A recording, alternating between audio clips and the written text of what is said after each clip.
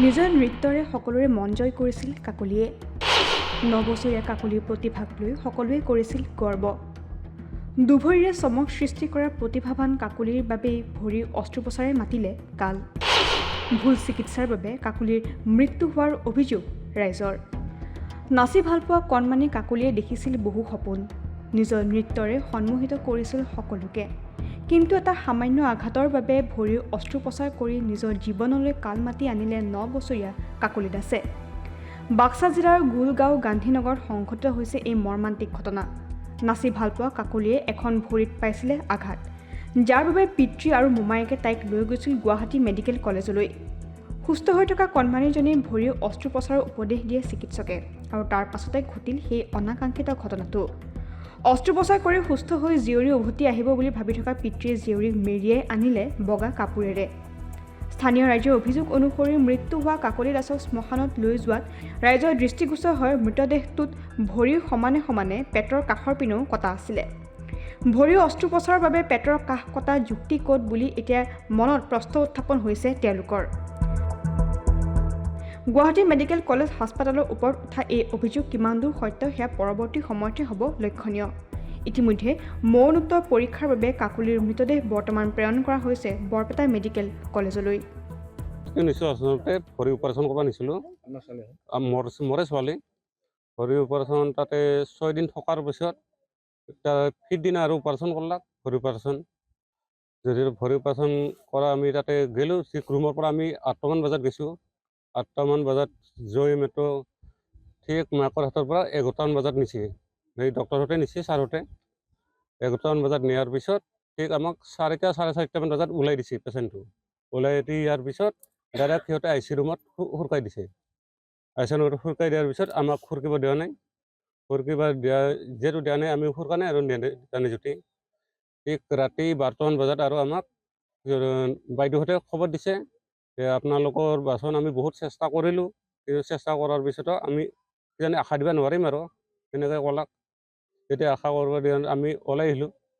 ওলাই অহাৰ পিছত আৰু তাতে আমি বাহিৰত বহি থাকিলোঁ আৰু ওলাই বহি থকাৰ পিছত ঠিক আৰু 4টা চাৰে 4টামান বজাত আকৌ এবাৰ মাতিলে। মতাৰ পিছত আমি গ'লোঁ আৰু সোমাই গ'লোঁ। সোমাই যোৱাৰ পৰা আকৌ তেনেকৈ কৈছে আৰু আপোনালোকৰ পেচেণ্ট আশা দিব নোৱাৰিম। তো আচল একোৱে প্ৰব্লেম নাই, সুস্থ একদম বঢ়িয়া। খালি ভৰিৰহে অসুবিধা, বেলেগতো অসুবিধা নাই পেচেণ্টটোৰ। ভৰি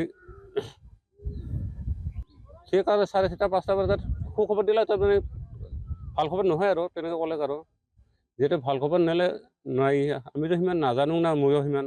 তেতিয়া ওলাই আহিলোঁ আৰু কি কৰিম আৰু। ঘৰত আহি আৰু তাৰপৰা ডেড বডিটো আনিলোঁ। এই বুধবাৰে হৈছে, বৃহস্পতিবাৰে ডেড বডিটো আনিলোঁ। ডেড বডি তাতে অনাৰ পিছত আমি গাঁৱৰ মানে যিখিনি নিয়ম নীতি কৰিব লাগে সেইখিনি তাতে ঘৰত কৰিলোঁ। ঘৰত কৰি আৰু গাঁৱৰ মানুহে ইয়াতে মানে গোটেই খুলি চালে পিছত ক'লে এইটো আমাৰ এইটো দেখিছোঁৱেই, এয়া আছিল ভৰিৰ অসুবিধা, কিন্তু পেটটো কাটিলে কিয়?